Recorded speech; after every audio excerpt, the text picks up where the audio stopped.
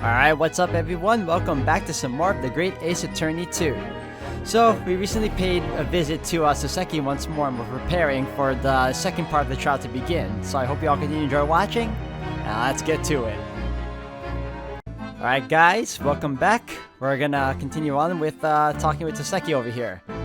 Before that though, I remember him talking about the offender case, so I'm figuring, not case, but he brought up an offender a story, so it has something to do with the article, I remember.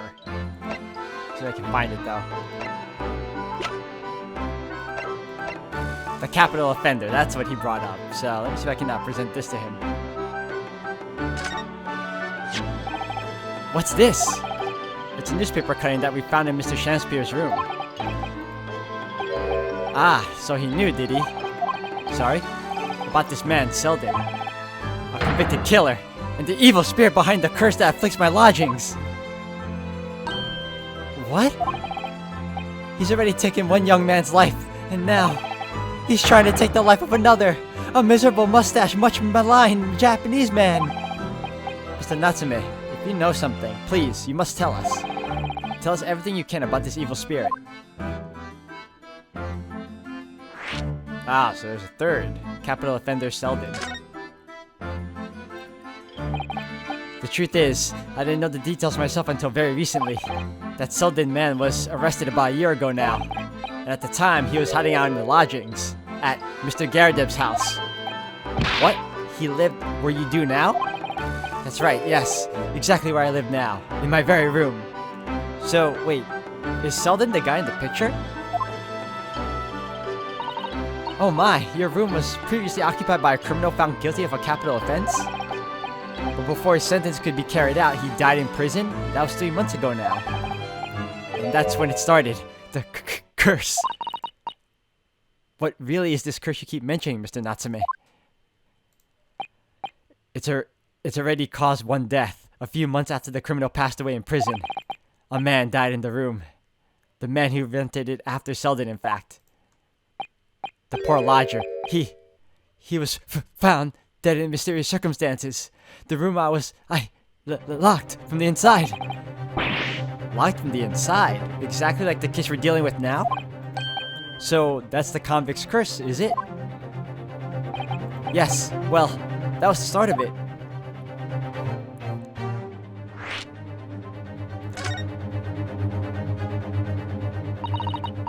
Do you have any idea how the lodger before you passed away, Mr. Natsume? The official cause of death was asphyxia. When they discovered the body, the room was full of gas. Gas? Oh, missed out on that. Let's see. I only found that out after I signed the lease. When Mr. Garrideb came to tell me later, I couldn't stop myself trembling. In fact, I'd known beforehand. If I'd known beforehand, I'd probably have been too scared to take the room. Landlord's lease, luckily legal! Lucky for Mr. Garrideb maybe, but not so lucky for you, poor Mr. Natsume. But not so lucky for poor Mr. Natsume, there you go. Sorry about that, guys. Now you believe this curse is affecting you? It is. At first, I just felt as though I was being watched all the time. And then, you talked about having nightmares, didn't you? The dead are trying to take me with them. They come for me and try to suffocate me. Just when I'm struggling to breathe, I wake up. And the room is cold as ice! But why is your room so cold? London winters are too cold to bear without any heating on overnight. But for some reason, even though I light the stove before I climb into bed at night, the pilot light always goes out and the room fills with gas. But that's terrible. That's exactly the same situation as what led to the previous occupant's death. And then there's what happened to Mr. Shakespeare last night, when he was mysteriously poisoned. There's clearly more to that incident than can be explained by a curse, though. Whatever can be the cause of all the strange happenings in Mr. Garrideb's rooms. I guess now it's time for us to visit that place now, huh?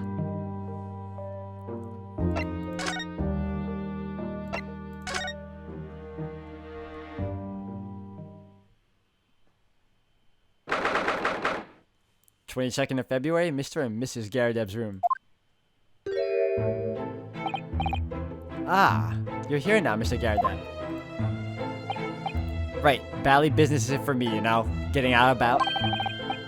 Were you at the Old Bailey by any chance? Naturally, fate of my lodgings hanging in the balance and all that, not a trial to miss.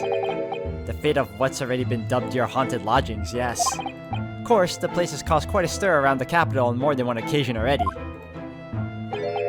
As the old haunted lodgings and some such. Ah, well, at least he knows. Makes you wonder what the blazes is going on, don't you know? Yes, I'm sure it does. In fact, thinking back to Mr. Natsume's other trial just 2 days ago. You were at the Old Bailey then as well, weren't you? Testifying with your wife about what happened? Stopped off at the prison on the way home, in fact. Beastly business. I see.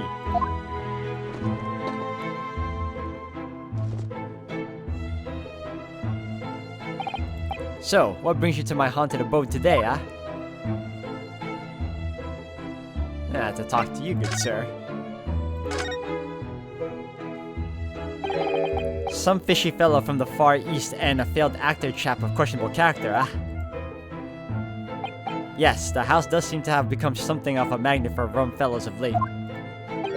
Thanks to that bally curse. The convict's curse, you mean? Ah, heard of the stories, have you? Rotten scoundrel was arrested here. Then the next chap in the room goes and keels over. Then there was that woman who dropped dead just outside on the street, not to mention the actor yesterday. Am I next, huh? Well, can't help but get the collywobbles, can you?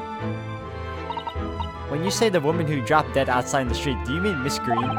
Because Miss Green, who was stabbed by the knife, and Mr. Shakespeare, who was poisoned last night, are both very much alive still. Yes, well, so is that blasted convict's curse, it seems. Personally, I should be quite content with such lodgings. A bath, a toilet, a fireplace, a fascinating history? Why, it sounds like the lap of luxury. I'm not sure about that. Well, there's no bath or toilet included, and no fireplace either. But you do look out for your tenants, don't you? By watching the rise and fall of the flames in your gas lamps up here? Yes, never hurts to keep an eye on things, in case there are any mishaps or such like. I think you've had your mishap already, sir. That's not helpful, Mr. Sholmes. Heaven forgive me, the words just came to my lips.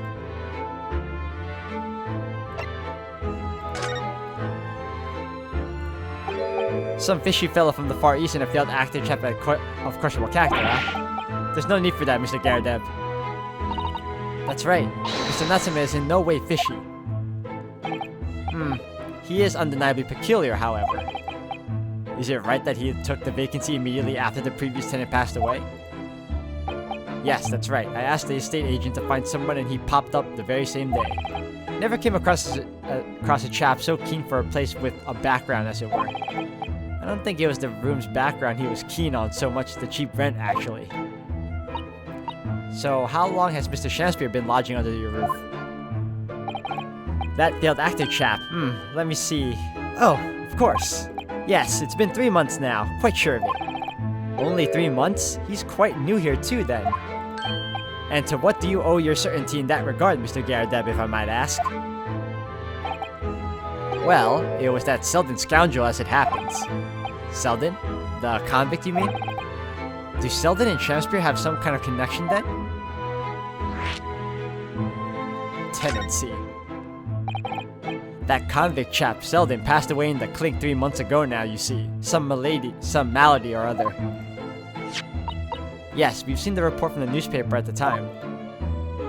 Well, it was only 3 days later that the tragedian showed his face. The actor fellow. Tragedian? Tragedian. Okay. Really? Yes, I remember it quite distinctly.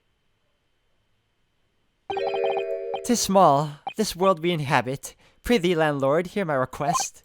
I, the humble Shakespeare, do desire to take thy room on the middle floor offered erewhile for rent.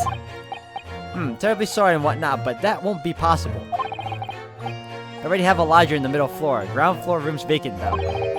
Nothing can be made out of nothing. Let me repeat mine will unto thee. Those crows must be muffling your ears. The room on the middle floor is taken. It's ground floor or nothing.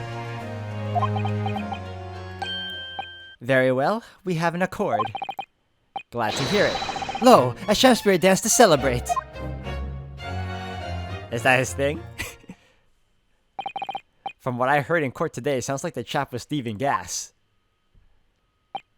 And he was 3 months in arrears with the rent too. Yes, the fellow was a bally player, alright. Thank you for your candor, Mr. Garrideb. We are most grateful. By the way, by way of appreciation, allow me to say 1 or 2 words. Give me my robe. Put on my crown. I have immortal longings in me. What happened to you? Shakespeare, my dear fellow, one of his most famous lines. I wish to divulge my own learning of the subject, for I have turned for literature too, you know. Perhaps you could turn your attention to more apt lines then? Okay. What about if I present a photograph?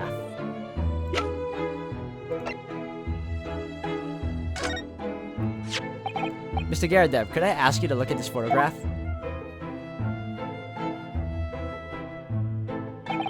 Is that your son who's with you there? No, not at all. He was a lodger here once. Duncan Rose was his name. Duncan Ross. Sorry, not Rose. A street photographer happened to be passing, so I asked him to take a shot, just for kicks, really. Was he by any chance a lodger before Mr. Natsume? Yes, that's right. Ah, the young gentleman who died in the room in mysterious circumstances. Just what Mr. Mustache was waiting for, one might say. Yes, young Duncan lived in the room at the top of the first flight of stairs before that Japanese chap. Would you mind telling us a little more about him? Ah, the 4th one. The lodger's death. Yes, Duncan Ross. Young chap was attending art school. Had to work to pay for it, mind. Moved into the middle floor room about a year ago after that criminal Selden was arrested. Young students are always in the hunt for rooms with a history behind them. A history of cheap rent, maybe, yes. Yes, well, anyway, it was one morning about a month ago now. Hadn't quite worked up the old trick of watching the gas lamps to see what my lodgers were up to at the time. So sadly, I was rather torn to discover what had happened. Spill of gas that alerted me it was. Ah, yes, synonymous with the smell of death. Called the police straight away, of course, and the officer kicked the door off its hinges. But once we got inside, we all badly collapsed. Because of the gas? Yes, room was full of it, no air at all. Stove must have gotten out while the poor chap was sleeping in his bed. So Mr. Ross suffocated to death. Of course, the police gave me the sound ticking off because the gas pipes were so old and all that. Can't tell how much it set me back to have the place all over the house. But even after you had all that work done, Mr. Natsume says the same thing. That the stove goes out at night whilst he is asleep in bed. Well, that's the bally curse. The convict's curse. I've done my duty as a landlord now. Someone's feeling defensive.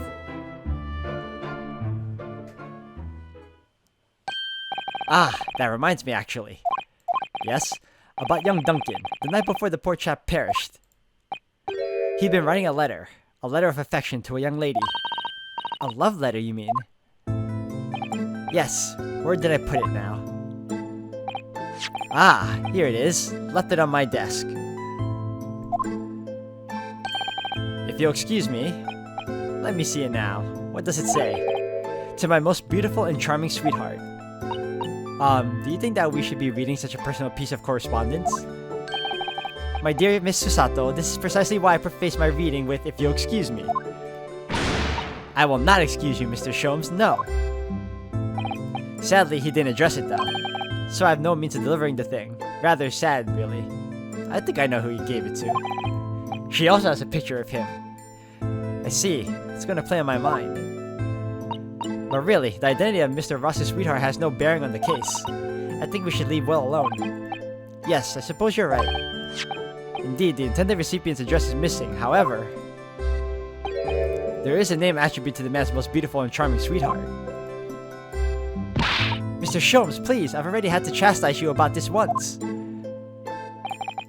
My undying love to you, my colorful darling, olive green. Yep, I was right. Ah! Olive green? The woman who was plunged into a coma after a knife plunged into her back outside the house 5 days ago? The victim of the last case Sasaki-san was in court for, who regained consciousness only yesterday? Is it just a chance that her name has come up now? Could it possibly be a mere coincidence? Mr. Naruhodo, whatever can this mean?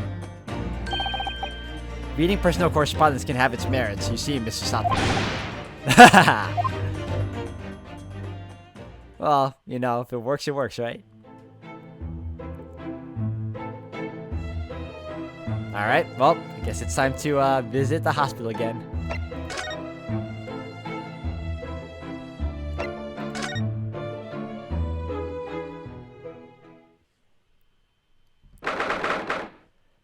Alright, we're back. Mr. Naruhodo, I just finished speaking with the doctor. It seems Miss Green is well enough to be discharged at last. This is good news, but hopefully... Ah! What is it?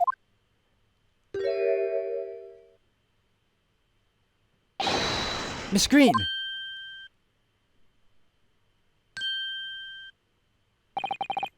What was that? She clearly just hid something behind her back. One moment! I'll be with you in a jiffy!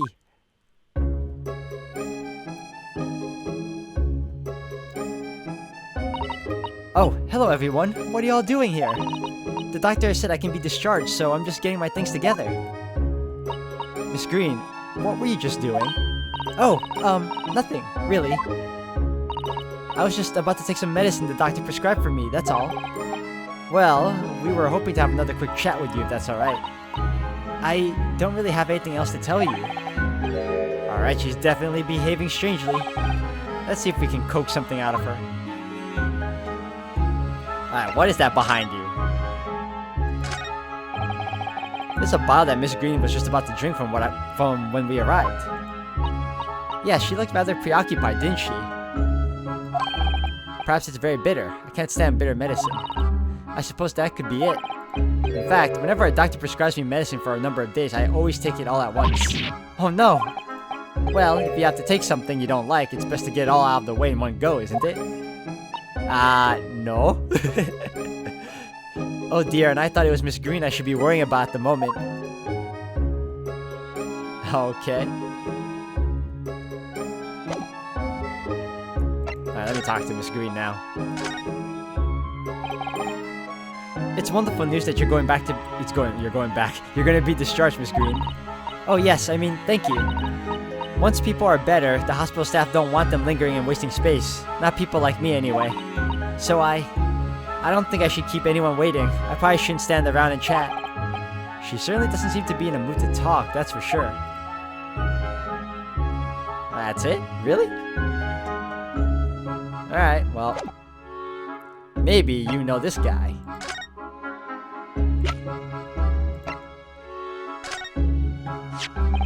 Miss Green, we were hoping to ask you about someone. Mr. Duncan Ross. You knew him, didn't you? No, I guess you did.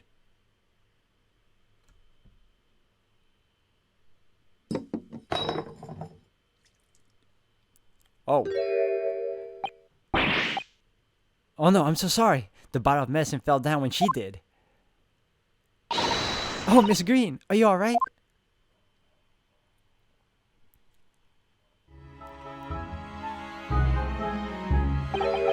I'm so sorry. I didn't mean to stall you like that. No, it's alright. I just wasn't expecting it. But how do you know about Duncan? Mr. Ross had been writing a letter when he passed away. The landlord found it in his room. It was a very personal letter to you. It was at the art school. That's where I met Duncan, a year ago now. He was working to fund his studies. He dreamt of becoming a professional artist one day. And the two of you became romantically involved? Yes, that's right. We were very much in love. We were engaged to be married, actually. That's why he decided to move into a cheaper room to save money for the wedding. And that's what led him to Mr. Garrideb's? Yes, he told me he found the worst but cheapest room in the entire East End. And then, 1 month ago, that's when it happened. We're so terribly sorry, Miss Green. Well, it's all in the past now, I suppose. Poor Miss Green. She looks desperately sad. I was starting to think that's just her look. But now I see that she has every reason to feel the universe is against her.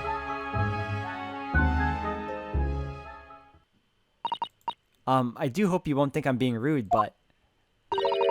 would you mind leaving me in peace now? I have to leave the hospital soon. Oh, I'm so sorry. We didn't mean to hold you up. Of course, we'll be on our... Mr. Naruhodo! Surely you were now about to leave. That's quite out of the question. What? Mr. Sholmes, I didn't realize you were here. But of course I was, my dear fellow. Watching intently from the shadows as always. Well, make your presence known next time. Mr. Sholmes, what's this about? Something which occurs to me with some regularity, Mr. Sato, is this. Why do detectives insist on such an ex post facto modus operandi? Why solve a case after it's happened, instead of preventing a case before it happens? That is what sets a great detective apart. What do you mean? There is a case waiting to happen under our very noses, Mr. Naruhodo. So, let us avert disaster. Let us prevent this case from ever happening, with nothing but careful observation. Alright? All the clues you need are set before you. You need only look, and you cannot fail to see. You can do it, Mr. Naruhodo. I know you can. Okay. Wow. Whoa! There's poison in here. That mouse seems to be dead. Look. I didn't notice it there before, did you? So... oh, Miss Green was about to kill herself. I think perhaps they drank the medicine that spilled out of the bottle. But that's... the bottle that Miss Green was about to drink from when we arrived.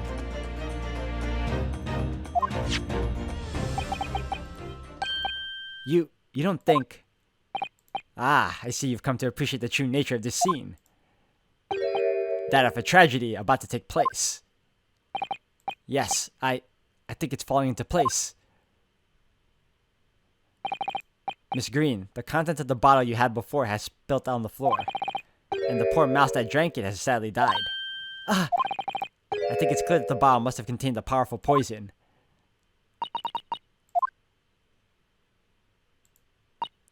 Don't worry, I will attend to the mouse presently.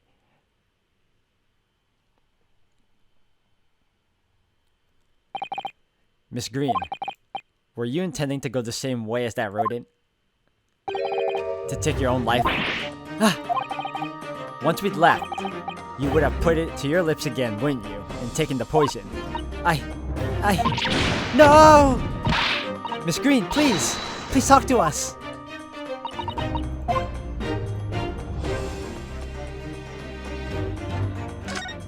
Letter. It definitely feels as though this card must be relevant. I mean, when we first arrived, Miss Green was standing with it in her hand in what can only be described as a very tense atmosphere. Yes, it may very well be related to whatever incident Mr. Sholmes believes was about to happen here. Perhaps we should ask Miss Green about it.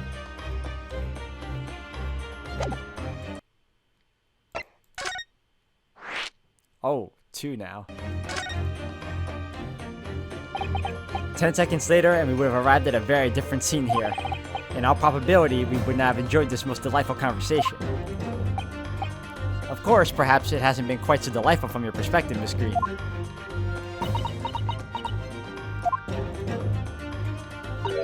Actually, in a way. Now that everything's out in the open, I feel like a weight has been lifted. Tell me, how did you acquire that medicine? Well, with this being a hospital and all, when the doctor comes to examine me in the mornings, he always leaves this medicine cabinet open for a while, so I snuck this out when he wasn't looking. It conspicuously lacks a label. I wonder what it contains. I'm afraid I don't really know, but I thought if I drank it, it might just stop the pain somehow. Oh, please, Miss Green, don't talk of such things. Well, it seems clear now that it contains poison. Yes, the poor little mouse is proof of that. Oh no. Oh, it's all my fault. What have I done? I shall remove this to my office, Miss Green. I take it you have no objection? No, none.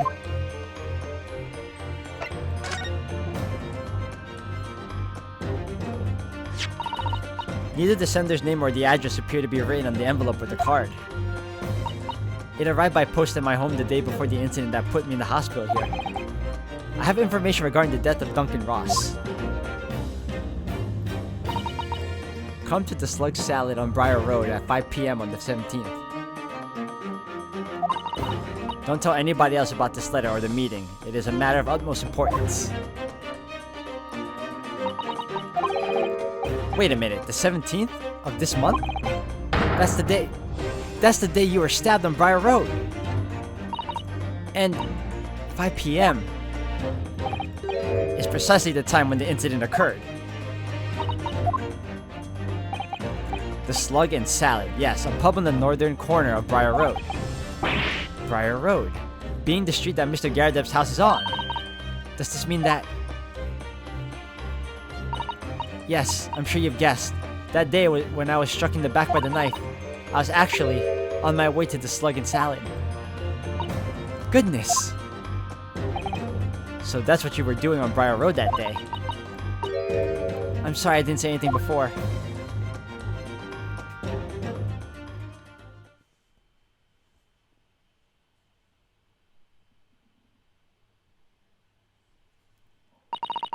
I think I really will have to ask you to excuse me now.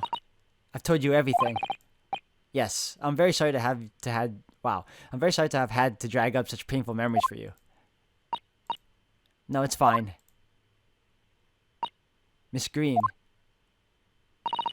Please, promise us you won't try to do anything like that again. Yes, don't worry. Your detective friend has the bottle now anyway. And besides, I've been stabbed in the back and had a close shave with a bottle of poison. I'm still here. I think I'm destined to see things through to the end. It might sound a little conceited, but, well, that's how all of this has made me feel.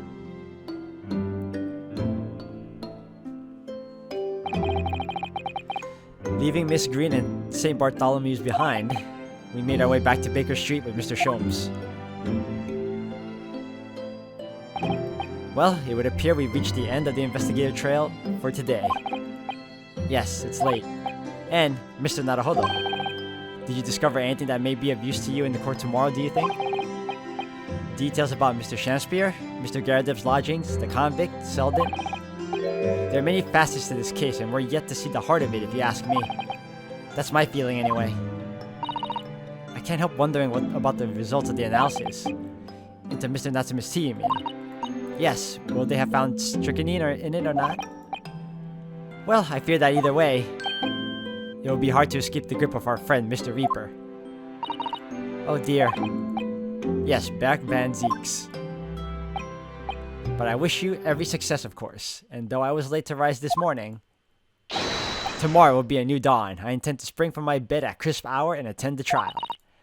Mr. Sholmes, you're going to come? Indeed. Whatever happens, I shall be there. Assuming my eyelids cooperate in the morning.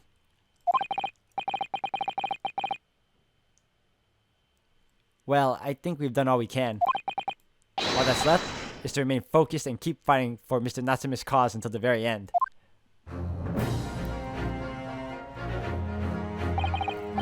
London, the world's most prosperous city, home to some 6 million people. But way from razzle-dazzle, down back alleys, and behind bricked-up windows, the lonely lurk. Saseki-san had battled long and hard with loneliness during his many months here, and so I felt honor-bound to battle equally hard for my compatriot, to lift the curse that gripped him. As Mr. Sholmes said, tomorrow would be a new dawn, for all of us.